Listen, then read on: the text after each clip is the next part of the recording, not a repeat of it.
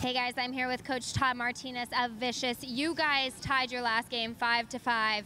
It went into overtime. It was pretty intense. What do you need to do to make sure you close this one out and get a win for today? I thought we did a lot of stuff well that last match. I just think that, yeah, we made a little bit of mistakes, due to a lack of focus, couple missed assignments.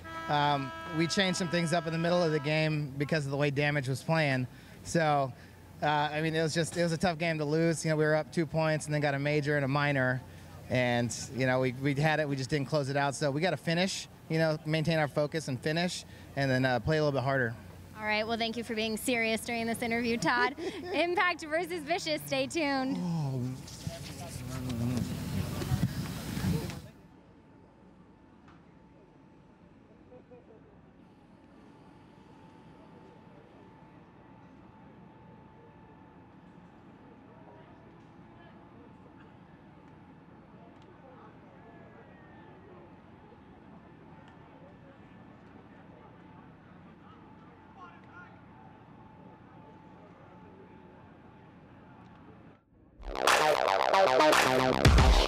In their best performance since they entered the professional division, Omaha Vicious took second in Dallas, defeated in the finals by Infamous. But they did take down the 2013 World Champs X Factor in the semifinals, staving off a last-minute comeback from the champions.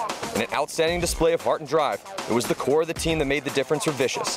Parker Rosenthal and Zach Sherman took their game to another level in their run towards the finals. Trevor Reeser and rookie Alexander Borromeo were also big contributors.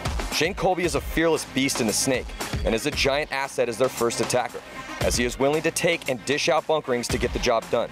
Number 2 ranked Matt Sossman played well in limited action, and he could get more playing time on this layout. After they cut Luis Munoz, Vicious picked up young standout Nate Schrader, who will be playing on the D side. Led by one of the best coaches in the game, Todd Martinez, Vicious showed us that they are ready to prove themselves and be a mainstay in the Champs division. The question remaining is, can Vicious repeat the run they made in Dallas and stay in the overall title hunt with the top teams? Edmonton Impact came very close to winning the PSP World title last year, taking second at the World Cup. They then lost 3 of their top players to Houston Heat, and the future was uncertain for Canada's best team. But they went out and picked up veteran Rainey Stanzik from Damage, Snake specialist Danny Park from the Ironman, the versatile Ryan Martin from Top Gun, and Nick Laval, the best player from Upton 187, to help rebuild around their solid core. Impact still fields a few of the best attackers in paintball. Justin Rabakoff and Justin Cornell are 2 of the best front players in the league, and they can play anywhere up front and have found success in the past against the top players in the world. Dave Baines is arguably the best back player ever to pick up a gun, and the Yakmek brothers, Zane and Zach, have emerged in the past few seasons as top flight gunfighters. It may take a few events for Impact to gel and find the game that they need to get back to the top. So welcome back here, the last game of the day of Friday's competition here at the 2014 PSP Mid-Atlantic Open at Matty Marshall, alongside Nicky Cuba from Los Angeles Infamous and Steve Rabakoff from GI Sports Paintball Legends. So, Steve, what do you think about this matchup we're about to watch right now, Vicious against Impact? Impact, they just had a great game against 187, especially the way 187 played against X Factor. But Vicious had a tough game, 5-5. Coin toss, man. All these games are coin tosses, man. And I know that you're a little biased because your kid plays on Justin Rabakoff, one of the best, plays on Impact, but still, I agree with you, coin toss. It's a coin toss because truly, on this field layout, and Nicky will tell you that after how they played this morning, it can go either way, man. That it can. I mean, it's all going to be up to game plans, execution. Yeah. What player comes to play. We've been talking about it all day.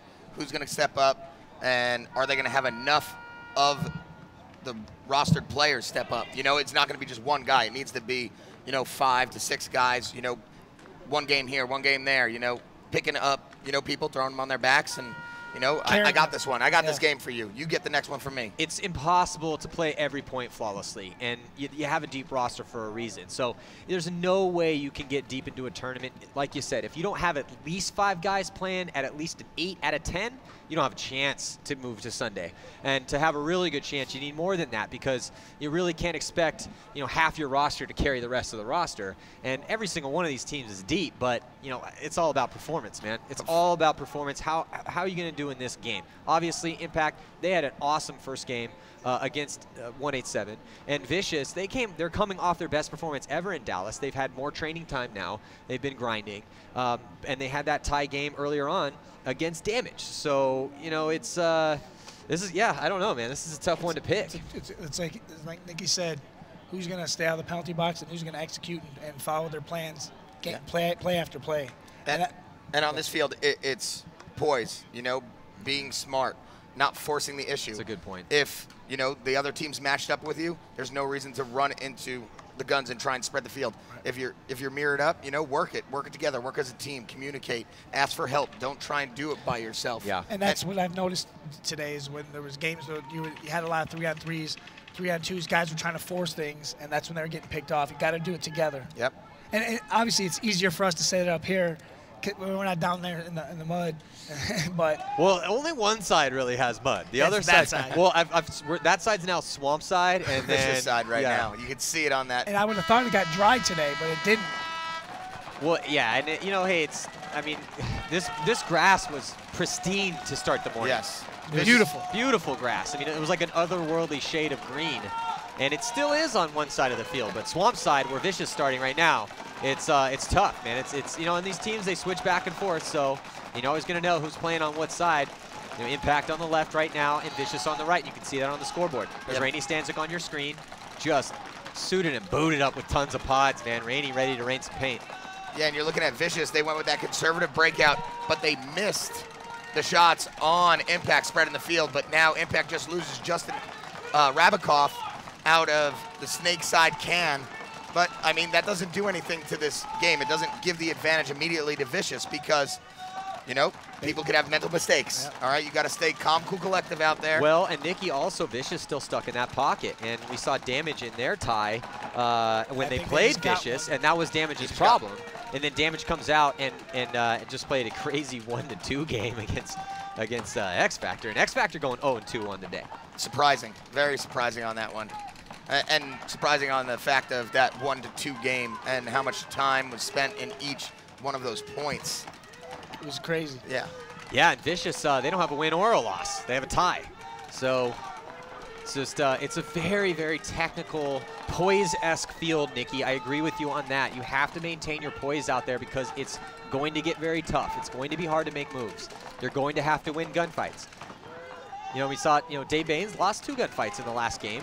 But they still stomped on 187 crew, and Dave shot a bunch of guys. Yes, he did. You gotta have that. You gotta have that selective amnesia out there. Exactly. You gotta forget about it. Game after game, because like you said, each game you're playing against the best players in paintball. You're not going to be a superstar every game. You just need consistency every game out of your players. And like we were talking about when you just got up here, Steve, you know, this is probably the best competition that we've seen in this bracket with the 10 teams in 5 years. You know, it's funny that you say that because that's what we talked about on the breakdown that we saw at lunch. Me, Steve, and Rab were talking about how we're looking at breaking all this down, talking about all these teams, and all of us collectively were like, you know what, man, I really think the way that, you know, teams like Vicious, teams like 187, teams like the Ironman, Shock, you know, I mean, everyone's a heavy hitter now. It used to be 6 or 7 teams had an outside chance with 2 or 3 being a favorite. Now it's almost like everyone has an outside chance, and with at least a good 5 or 6, you could say could be the favorites. And one of the favorites went down 0-2 today. And you can't have, right now in this bracket, you can't have a bad day at work. Exactly, no bad day at work. No, but you can't. If you're looking at this field right now, you're looking at Yakamac, Dave Baines controlling this snake side, and Vicious doing a smart job. They're not gunfighting and you know, forcing the issue. But on the other side, on the flip side, on Dorito side, you got Justin Cornell and I believe that's Trevor Reeser in that Dorito 3, both of them matched up. And they're pushing up with Alexander. You follow them up, and they're applying that pressure. They got more real estate. I mean, you're down, you know, it's a 5-on-4 situation, favor of Omaha Vicious, and they're applying the pressure. Nikki, Brian Bortle was the first to strike, getting that shot on Justin Rabikoff, so 4 players left alive for Impact. Much better field position right now for Vicious as they also have that 5-body, you know, they got 5 bodies out there right now, and they got that 1-body advantage. Dave Baines just got a kill right there. Looks like we'll on Zach Sherman. And that's a big elimination. That was, and that was, you know, forcing the issue on trying to push to the Dorito side. Why are you trying to push to the Dorito side when we already have 3 guys over there? You should be working with Brian Bortle and trying to spread the field to the snake side. Well, hey, Reeser just made a good move, though. But wait a second. Got chopped up. Did he get a body? Yeah, he got Justin Cornell because Dave Baines was wrapping this bunker and playing snake side. But when he did that, he got that other kill on Zachary Sherman. Dave Baines now moving over. No one on the D side of the field right now for Edmonton Impact. The move will be here if Yakmak can get in the snake and start pinching these guys out the side. That's what's going to have to happen here for this game to get broken up here. They're going to have to get in that snake, Nikki. I think right now Brian Bortle needs to go heads up and play with Parker Rosenthal and work on Zach and spread the field to the snake side so they can apply that pressure and apply that stranglehold of having 100% of the field, as opposed to what they have right now is more like 50% of the field. Yeah, and I like how you keep saying that, Nikki, because I think it's a good point. You know, on this layout, when it's tough to get out on the snake side, I wouldn't say it's easy to make it on the D side, but we're seeing teams time and time again make moves on that D side and get into D1, D2. We've seen a lot of guys get to the 50 D side. But like you said, I mean, if you have that 100% of ground, meaning you've spread the field completely. That's what Nicky means when he says that, is that you have spread the field out so you actually have 100% of the real estate. You have somebody all the way out on the D side. You have somebody all the way out on the snake side. Whether that be the back bunker or the 50-yard line snake, regardless, you still have that 100% spread. Exactly. But if you stay in the pocket, you're only playing 25% of the field. Exactly, and the angles get greater once you get out wider. And now you can apply that pressure and apply pinches on these players that are stuck in the pocket.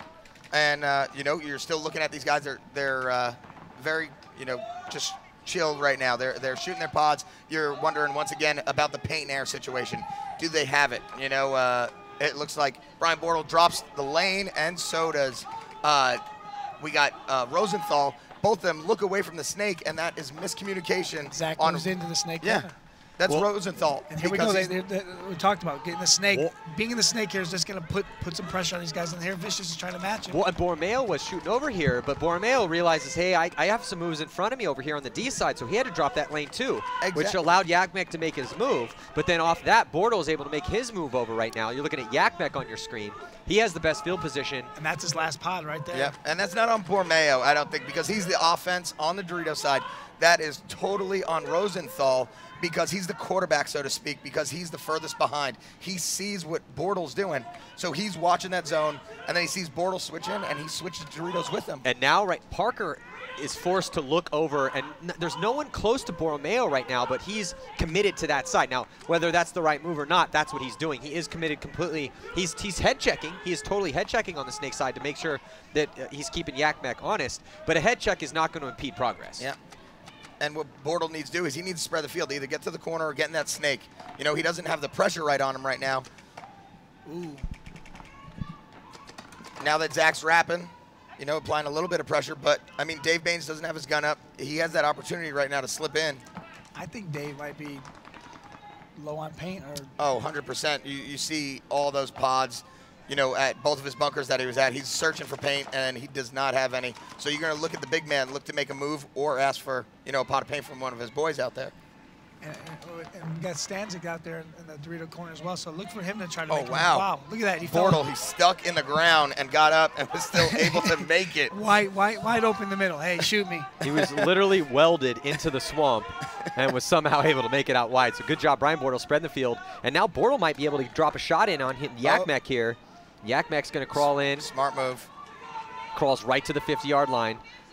This is the longest first point we've seen, headed up on 8 minutes right now here as Yakmek into the 50-yard line, and he is going to not have a – Nikki, does that 50-yard line have a shot on D3? No. If he backs up, he's going to have a shot on Rosenthal if he wraps in. But, you know, he's just looking around. Right now the finger protects him. It's such a tactical battle out there, man. You know, paintball, you know, a good friend of the sport of paintball, Mike Jeffrey, a good, amazing paintball writer, he has said that, you know, paintball is like chess. However, each piece has a gun and a mind of their own. Yes. You know, so and we're seeing that go down right now on this point. Yeah, and, you know, in chess you got, you know, one guy moving the pieces instead of, like you said, five guys with 5 minds and thinking 5 different things. Yeah, and everyone's got a gun. So but that's what separates the good teams from the best teams, because when you have those guys out there and you're able to play as a cohesive unit and, you know, read body language, communicate, that's everything. That's paintball. Absolutely. You know, especially in the Champions Division. So now made by Borromeo. Borromeo in the 50-yard line on the D side. You're looking at Brian Bortle on your screen, and there Yakmek has been all over this 50-yard line. He's trying to search for a spot. He's working for it. Well, let's check in with Lauren Kelly down on the sidelines as this point is Bortle. developing. Well, actually, no, wait a second. Hold on. Let's see what develops here, because Brian Bortle's starting to close the distance. We could see a finish to this point here, as now Yakmek comes down. Bortle has closed the gap. Bortle and Yakmek are about to get locked in a gunfight down here on the Snake side of the field, and this could make the difference here in this game. Bortle zoned up, hasn't dropped the lane yet. Yakmek still searching for that shot cross field on Borromeo. And there's Bortle. We're looking right over the shoulder of Bortle right now. What you see with Bortle is he has the advantage because he has the shadow advantage of Zach Yakimak. He knows which way he's looking. So now he's able to, read that. Well, Nikki, explain the shadow advantage. The shadow advantage is you're able to see. Because you can see it right there. Yeah, you can see where Zach is. Right to the right of him, you can see, the silhouette of the gun, the silhouette of his body. So now he knows that. But what Zach has in his favor is Dave Baines looking over him. So what Nikki is saying is look at the shadows that are being cast by the bunker and by the players.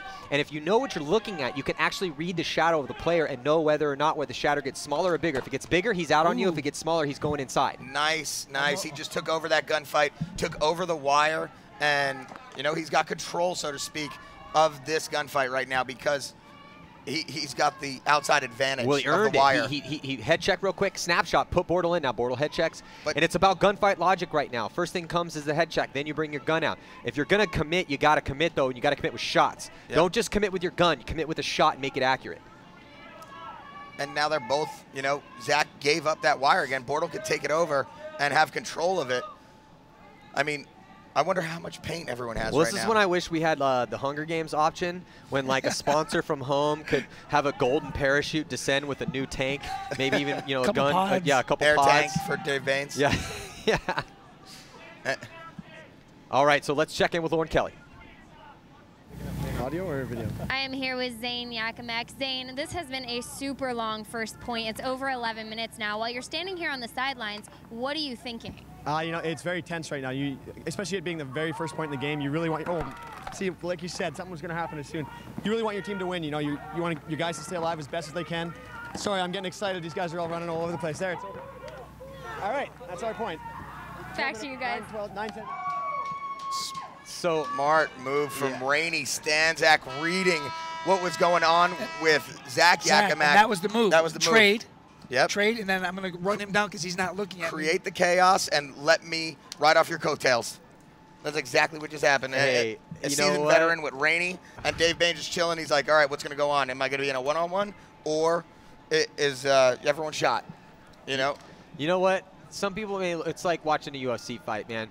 You got the people hungry for blood. They're like, give me run-throughs. I want to see people getting stabbed in their necks. I want to see people getting knocked out. And then they have those guys that appreciate a really high-level jiu-jitsu match or, one of those wrestling matches where guys are pivoting for position. We just watched one of those. That's the longest point that we've seen so far. But to be honest, there was always – you may look like guys are just in their bunkers kind of playing peekaboo with each other, but no, man, so much is going through your mind. You're putting all the variables together, figuring out, okay, my God, I got paint. So how much air do I have left? How much paint do I have left? Where are they? How many bodies do we have left? What move can I make based on the situation in front of me? Let's check out the replay from that end of last point, hopefully here, as, Edmonton Impact going to be going up 1-0 over Omaha Vicious. And, wow, that was a crazy... that was an insanely long point. Let's check out this replay here. We're looking in the pits right now for Edmonton Impact. So after a ton of jousting, Yakmek makes his move on Bortle, checked inside, tries to get his gun up, and boom, they trade out right there. And then off of that chaos, the end of the point happened. But you know what, though? Hats off to Yakmek playing the aggressor on that side of the field. I don't know why Rosenthal decided to run to the Snake side instead of knowing, they're on the Dorito side. Let me go into a gunfight over here and find out what's going on. You know what's so tough, though, and everyone, we've been in this position. Nikki, I've seen you in this position many times. Yeah. When you're out there, you're playing a long point, no paint, no air. Everything's changing in front of you, and you have to maintain your composure. You have to maintain that mental intensity all the way through the point. You can't drop the ball. That's how close these games are. That's how close these teams are matched. And we have Impact making a nice breakout. They're taking Dorito. They're taking Snake Aztec, as well as you're looking at, Omaha Vicious right now taking the Snake Aztec, dropping a body with Trevor Reeser out of the middle, but they also spread the field with Nathan Schroeder into Dorito 1 to match up Justin Cornell. Well, Schrader getting the spin here. Didn't start the game. His boy Alexander Borromeo got the spin to start it out, but Schrader really stepped up in that first match. A major flag on Sherman, and that is going to be huge. I think that's Sherman's second penalty. That might be his second major. I'm not sure if it's his second major, but Sherman not playing the ball today that he played at the last event. No, and that's, you know, he was hot at the last event. Somebody's got to pick him up, though. You know, maybe he'll have an amazing day tomorrow. You know, like Marcelo Margot had a terrible day at the first day of Dallas, and then played phenomenal the second day. You know, we've seen that at everybody, man. It happens, man. Yeah. It doesn't mean the guy's terrible. It just means that he struggled that day, and that, you know, we're talking about microseconds out there. You know, whether your snapshot was on or not. I mean, very, very fine distinctions of difference between these players out there, and some days it's not your day. Justin Cornell applying the pressure, finishing off with Justin Rabikoff and closing out that game. But they're giving up valuable time. They're not running in the flag. There's a major flag. There's a major penalty. Yeah, run the flag in. Come on. And this guy's Zach. He was asking for a check. Yeah, okay. And actually, I think he's hit. That's why he's walking off. With the game this close, and you get a gift of a major penalty. You gotta run. You gotta sprint that. If the paintball gods give you a gift, take it, and take every second of that gift you possibly can get. So right now with 6 minutes and 32 seconds left to go, Edmonton Impact, awesome quick point for them. Score is going to be 2-0. We'll be right back after this. This is the Earth. The Earth is beautiful. Earth is where we play paintball. It is important to recycle in order to save the Earth. Do not recycle custom paintball jersey designs. Get what you pay for. Get a fresh original design at rosalife.com. So when you have really long points like this, or a really long first point, and you got a close game, it's the last game of the day. You're in the pits. And for these two teams, you're looking at Impact had a dominant win. Vicious had a tie. Let's say you're Todd Martinez right now. Rab, what are you saying in the pits? Down by 2. We have to get this point. We have to win this. We got to get out there, get to our bunkers, stay alive, and let's make things happen. Let's dictate the game. They have to get to their bunkers, and they got to force the will on Impact here. Even out there with the penalty, it's been done all day today. I've seen it. Nikki, if you're Impact, you're Dave Baines, you're a leader on that team. You know, you're one of the guys that's guiding the ship, which you are on your squad. What do you say to your boys? Well, we're in the driver's seat right now. Control paintball, play smart, don't give up. You know, a little hand out there or a foot. You know, play tight paintball. You have to be playing 120% from 6 minutes and 32 seconds left in this game. We're at a 2-0 victory, you know, if we run the 6:30. You know, we get our shots, we zone up, and, you know, when they give us bodies, take advantage of it. So right now, both of these teams struggling here. In this last game of the day, you know, it's such a close margin over here between these two teams. And Rabikoff gets caught out there creeping and gets shot. Now it's 4-4. He was just taking his time. I think he just felt more comfortable because it was a 5-on-4. You can't. Like you said, you have to play the whole game, every player, every point. And that's what Vicious wanted. Vicious wanted to come out, get a quick kill, get a quick G, and tie up that body count. And right now it's 4-on-4. Vicious got a body sitting in the box for the next 26 seconds, and then they will be on the power play. Good move from Sherman after, Parker Rosenthal spreading the field and matching up with Zach Yakimak. It also gives room for Colby to come out of that box. Let's see if he can. We got Justin Cornell, it looks like at the right side of the A, so he's in a good spot. Yep. They're going to try to catch someone creeping. He's going to go left here. See if he gets out wide. He's going to choose to go wide. And he gets clipped. Yeah, that's it. I mean, Dave Baines, I believe, shooting that way. That's a tough call, man. He didn't really. He could have taken the easy play, just got up the center, probably would have lived.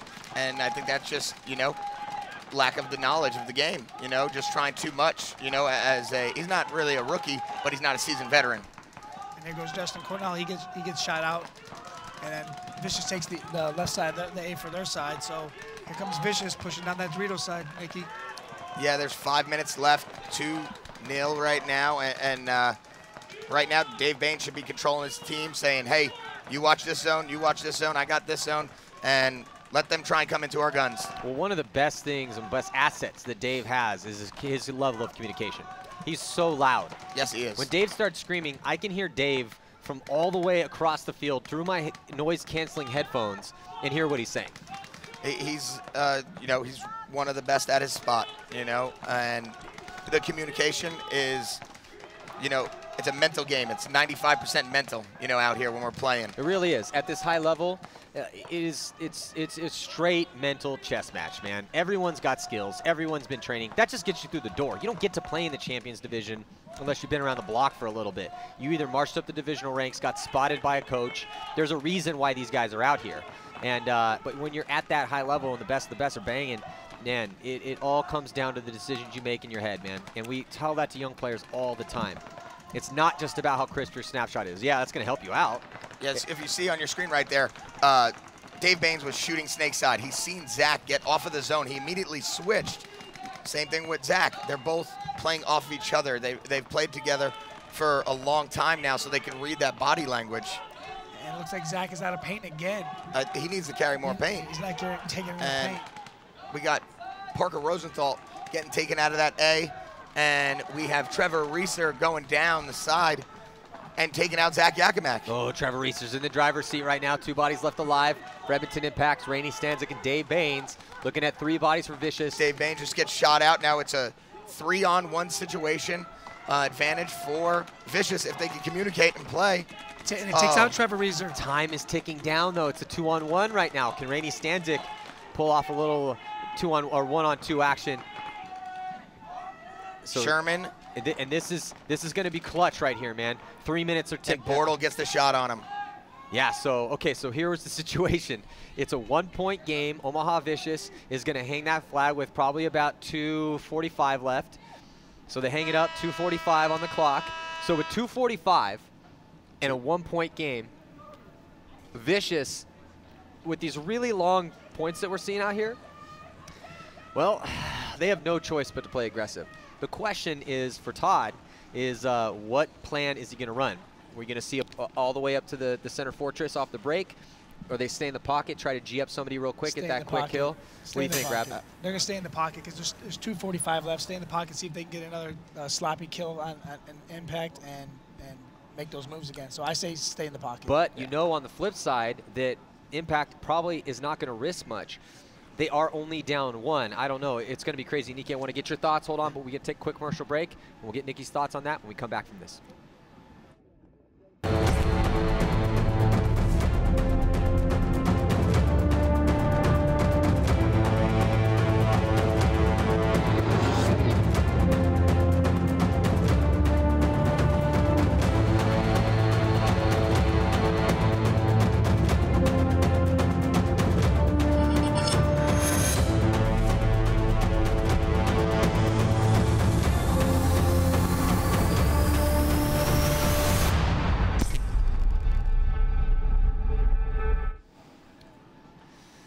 So we are here at OXCC Paintball Park in Chesapeake City, Maryland. What an amazing place to play paintball. And the fair weather has set in. Unfortunately, it did pound rain down for days before this event, which is why one side of this field is a mud bog. The other one still looking pretty nice. So I'm Matty Marshall alongside Nikki Cuba and Steve Rabikoff. 2 minutes and 45 seconds left to go here. 1 point separates these two teams. So Nikki, give me your thoughts right before we went to break.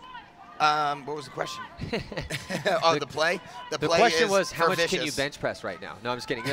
So, yeah, the play for Vicious. They're going to do spread play. And Nikki is right. So they spread the field out. They ignore the pocket, send a player, Trevor Reeser, all the way up to the center. And it looks like a little bit of a spread from Edmonton Impact as they send a player to D1 and insert bunker on the snake side. No bodies dropped for either two teams.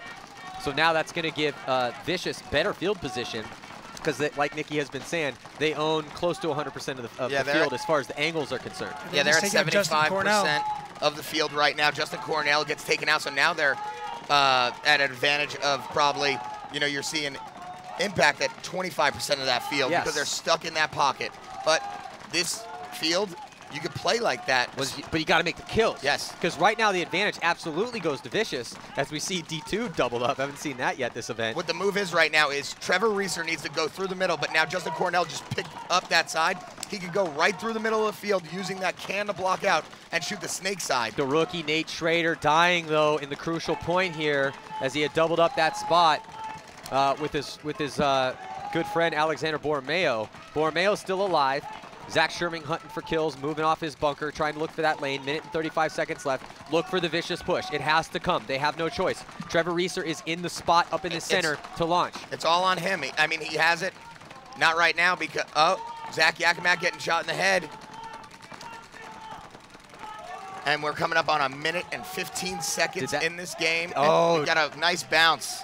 So a gift from the paintball gods for impact as Zach gets drilled in the dome, but it bounces. Another guy, Alexander Borromeo, dropping from Josh Omelette, shooting that Dorito 2, and Justin Rabikoff getting shot out. And look at the move.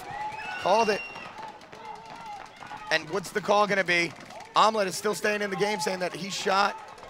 Yeah, Reeser missed him. Reeser ran through the center, wasn't able to trade out. 3 players left alive for impact. Only 45 seconds left to go. 3 players left alive for Vicious. Zach Sherman, Shane Colby, and Reeser's dead, so just 2 actually. And here comes Zach Sherman. Dave Baines coming to drop the hammer. And Dave Baines drops the hammer on Zach Sherman, and Sherman is going to ignore that. And it looks like they pull him out finally. And impact, if there's no one on the field, they might want to grab that flag because you might want some point separation. Want to get some point separation, and they're about to let this go at 20 seconds. Is there anybody left alive to hang it? Yeah, look at Zach and Omelette. There's 2 guys left. Point spread is huge right now. These are close games. I'm just going to walk it in and not get the flag hang and not get the point separation, and that could come to bite him in the butt come tomorrow when we're deciding on who's moving on from the afternoon bracket. Well, he definitely could have ran that flag, and he had enough time. Both of them did. Yeah, and the thing is that, yeah, they take the victory, and congratulations to them. That was a hard-fought win. That was a hard-fought win. Impact taking a 2-1 here. And our friend Tom Martinez is not happy he's on the field. But the situation, though, is that, okay, okay, so Impact wins that one. They definitely could have hung that. But the thing is that Yakmek's a vet now, man. Yakmek's a veteran. So is Josh. Josh has been there. Josh is a vet too. Grab that flag. Not their and first. Get some point separation. Not their first rodeo. There's nothing guaranteed about tomorrow. No, nothing is. Not at all. Impact has to play damage, and then Impact has to play X Factor. And X Factor's 0-2. You don't think X Factor's gonna be out for just scalps tomorrow? Right. Especially after that big, huge point separation that just happened with Impact. You know, it was like, oh, we already have, you know, a five-point spread. Well, maybe that's what they thought. They thought, okay, we're going 2-0, whatever, who cares? I mean, we're now that gives them a point spread. They got 5, another 1, so 6, plus 6 and 2 wins. Yeah. But what happens if they drop 2 games tomorrow? And it's a horrible point separation. Why not have +7? There was 20 seconds there. Let me ask you a question. Is +6 or +7 better? Do you want $1 million or $1? I'll take the million. So that is going to do it for today's competition. Thank you guys for tuning in. Let's take a look at the scores for the day's games. Chattanooga CEP lost 1 to Moscow Red Legion, and also we're going to have the day's highlights too, so stick around for the highlight reel. Sacramento Excessive lost to Seattle Thunder 6-4, and then also Infamous lost to Shock. Ironman, they defeated Art Chaos 4-1 or 4-3. That was a close one. Dynasty beat Chicago Aftershock 5-3. And then Infamous tied Ironman. So, Nikki, you guys went 0-1-1 on the day. X Factor came into the afternoon bracket, lost to 187 Crew. It was a huge win for 187 Crew. Vicious loses 1 to Damage, or sorry, ties Damage 5-5. And then Impact beats the brakes off 187 Crew 6-1. X Factor in a really close match against Damage loses that one 2-1. And then Vicious and Impact another 2-1 game. So game slowing down here in the afternoon. Still really close though. And you know, though they were low-scoring games, I was still entertained by them. Let's check in with Lauren Kelly. She's down on the sidelines. I am here with our undefeated winners for day 1 here in Maryland, Josh Ouimet and Zach Yakimek. Congratulations in that last match. Now that was a little closer for you guys. Were you sweating it at all during those last few minutes? Well, that last point, it was dicey for sure. We lost JC on this Dorito side, and they were pushing the Dorito side really hard. Basically, in that situation, you just have one guy hold out down the Dorito side, shoot all his paint at that guy, and luckily we shot 2 guys out of the Dorito and then shot the guy coming up the middle from the X and held it out. You guys went into that last point 2-1. You were up 1 point. They could have tied it up. You had about 2.5 minutes on the clock. They had, I mean, with that amount of time, you could have just run the clock out. Was that your strategy, or were you going to attack, hold them off? What did you initially go in wanting to do? You know what? We're trying to attack, but with two teams that both want to hold like that, it just doesn't happen. I mean, you saw the last point, the guy tried to run from the god out to the corner, and he gets clipped because we're doing the exact same thing. We're both holding that lane. Regardless of what the other person does, it's almost better just to play that patient game. And it actually worked out in our favor this time, but typically we would normally push. But like I said, with two teams playing, they don't take a far breakout. You have 5 guns up the break, 5 guns up off the break as opposed to 2 or 3. Makes it hard to run far and makes it hard to be aggressive. So. Yeah, absolutely. Well, you and Dynasty are the only 2 teams that went undefeated on day 1. Who do you think is going to be your toughest competition this weekend? So far, it looks like Dynasty. They're probably the top team right now. All right. Josh, you agree with that? I agree. Yeah. Dynasty, yeah, for sure. All right. Well, that's a wrap down here on day 1 on the sideline. Thanks for tuning in, and I'll see you tomorrow.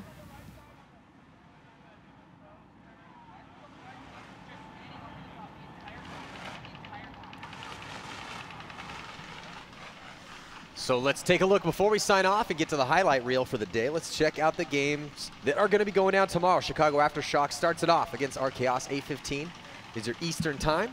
And then San Diego Dynasty takes on the LA Iron in that classic SoCal battle. Los Angeles Infamous will be taking on Archaeos. And then Ironman Shock, Infamous Dynasty. And then we're going to get to some Challengers League games as Boom will take on Red Storm. Houston VCK against Trenton Top Gun Union. And then starting the afternoon bracket in the Champions Division, Tampa Bay Damage against Upton 187 crew. And then San Antonio X Factor against Edmonton Impact, Omaha Vicious, Upton 187 crew, Edmonton Impact, and Tampa Bay Damage, Omaha Vicious, San Antonio X Factor. Boys, what stands out to you with games that you want to watch tomorrow? Obviously, Nikki, I know you're going to pick the Infamous games, so Rab, we'll start with you. I'm looking forward to seeing Archaeos, LA Infamous, LA Ironman, San Diego Dynasty, battle with SoCal. I just want to throw a dart at that honestly, board because they're all going to be good. Like, look at this. Infamous Dynasty. I mean, it's just like what we said. It's all top-level teams. You know, the best bracket that we've ever seen in a very long time. I'm interested to see how X Factor comes out after getting beat up. Yeah, that is definitely going to be a question that we will find out tomorrow, as X Factor went 0-2 on the day and only scored 3 points in 40 total minutes of play. So let's check in with Lauren real quick. She has an update on the Challengers Division. Hey guys, today was an awesome first day in Maryland on the sidelines. I wanted to bring you a recap of what happened on the Challenger fields. VCK, Heat, and Russians all went undefeated today, winning all of their matches of the day. The 5th game was between Heat and Thunder. Thunder actually got the first point. It was 1-0, but in that second point, they got 2 major penalties, and Heat was able to take advantage of that and score 4 points during just those 2 penalties. So they ended up winning that 7-1. Thunder, Storm, and Top Gun went 1-for-1, winning one of their matches and losing one, and then Boom, CEP, and Excessive lost both of their matches for today. It was an awesome day. Thank you guys so much for tuning in, and we'll be back with more tomorrow. Yes, we will, but before we sign off, let's check out the highlights from today's competition, man. We had a lot of close games out there today, and it was, you know, as always, man, you always get craziness, and you get come from behind victories, you get, you know, upsets. And, you know, we're looking at the Challengers Division, and CEP took on Moscow Red Legion in that first matchup. That game was won by Moscow Red Legion 6-4. So CEP put a pretty good fight, but Moscow Red Legion is finally starting to find that form. You know, that's one of those teams that we expect to make their way out of the Challengers Division sooner or later, as soon as they can kind of get it together. The thing with Moscow Red Legion is they have pretty much half their team is a bunch of rookies that have been brought up in the Russian Legion system. The other half is the best players from France, the Tauntauns. And you know, we saw a lot of run-throughs in that center, and we're still looking at now we went to Dynasty and Archaeos, and Dynasty beat the brakes off of Archaeos 7-2. Brandon Short completely set the tempo for that match early on in the game with a 4-pack up the center, an amazing run-throughs. There's Yosh Rao. That was an awesome point by Yosh Rao. Actually, it was a really close point there, but Yosh was able to make that trade out with Konstantin Fedorov. And then we're watching some more San Diego Dynasty pushing forward. Oliver Lang And Oliver, man, he's just, I don't know. It's hard to not be impressed by Oliver, but, 2012 wasn't really his year. Still played great, but didn't play phenomenal. Last year, he was the Top Gun Award winner. And then and this year, he's still looking amazing. And then we went on into that infamous Aftershock game, which was a victory for Chicago Aftershock. Nicky, talk us through that game a little bit, man. That game was, from start to finish for us, it was just, bad start. We weren't shooting our shots. We weren't hitting people on the break. We were having, some issues. Yeah, and look at this. That was Zach Patient, man. Really that was huge. Gutsy performance from Zach great, Patient. Man. Yeah, we needed that from him. We needed a big game from him. Like we said, everyone needs to step up for the team. It's not always, one person or one superstar on the team. It's a team sport. Yeah, and there was Colt Roberts trying to do one of his signature up the center run-throughs, but it wasn't enough, though, in that game as they ended up losing it. But then now we're looking at Omaha Vicious, and Vicious played against Tampa Bay Damage. And here's Omaha Vicious. There's Shane Colby. Shane Colby was definitely one of the heroes for Vicious at the first event because of just how many points he played on that snake side. And it was definitely a tough day for Omaha Vicious, though, as they had a tie and a loss. So they are not going to be happy at all with the poor performance that they put in today. Though they had that was a close fight, man. I mean, you're playing Edmonton Impact. They already won one. And to come in and play that 1-2 game that they played, it was a tough one, man. It was definitely a tough one. There's Brian Smith from Tampa Bay Damage, and Tampa Bay Damage ended up beating X Factor in that another really good, one of those low-scoring games, 2-1, as they defeated X Factor. So one of the stories for tomorrow is going to be how, like you said, Nicky, what's X Factor going to do tomorrow? I mean, they're the world champs. They had all those come-from-behind victories in Dallas, and they really dropped the ball today. Yeah, it's going to be very interesting to see what game plans they go with. 187 too. What are they going to come with tomorrow? They got a win and a loss, but they had not adapted to their opponents very well, and they just stayed with the same exact game plan. And that comes with coaching and stuff like that, and players giving good information like we talked about. And I'm excited for my team to be out there. I can't wait to get out there in the morning, play against, our Chaos and Dynasty. So it's going to be very interesting. That is going to be two great games. Like we were saying, with the team so solid, every tournament is going to be like, who's playing for relegation? And it's just going to happen. Mm-hmm. It's that the competitions, that's tough. And that's what we will find out tomorrow. So, teams are looking like they could potentially be playing in relegation games depending on how well they play tomorrow. Infamous. Bite your tongue. Okay, sorry. I'll move on. X Factor could be playing in a relegation game. 187 crew. Honestly, our Chaos. Just because you went 2-0 today doesn't mean nothing tomorrow. Yeah, everyone. These guys can go 0-2. They could beat up Dynasty and X Factor and our Chaos tomorrow. It's a whole new day, man. I mean, these guys are going to go home. They're going to eat some dinner, and then what's going to happen? Meetings. You're going to sit there. You're going to watch tape. You guys are going to talk about what happened, what worked, what didn't work. That's just how it's done out there, and magnify that times 181 teams, and that's what happens here at these tournaments. You play all day, and then you go home and try to figure out what the hell you're going to do tomorrow. And because again, each day is a new day, each gunfight's a new gunfight, and what heroes are going to emerge tomorrow, what teams are going to step up. We will find out the first game 8:15. Eastern time. It's going to be Aftershock and Art Chaos. Aftershock definitely needs to step it up, though they did go 1-1 on the day. Art Chaos 0-2. So we're going to see a fired up Art Chaos tomorrow, as they do not want to have their first tournament in the Champions Division in a situation where they have to play for their right to play with the 10 best teams. And then just a whole day just chock full of amazing matchups. So thank you guys for tuning in here to the PB Access webcast. We're trying to do the best we can over here to bring you guys the most amazing teams, the most amazing moves, so you can be entertained by and educated by all of these amazing players who have given their lives to this sport to try to be the best. So thank you guys for tuning in. On behalf of Nicky Cuba, Steve Rabikoff, Lauren Kelly, and the rest of our broadcast crew, we will see you guys bright and early tomorrow morning.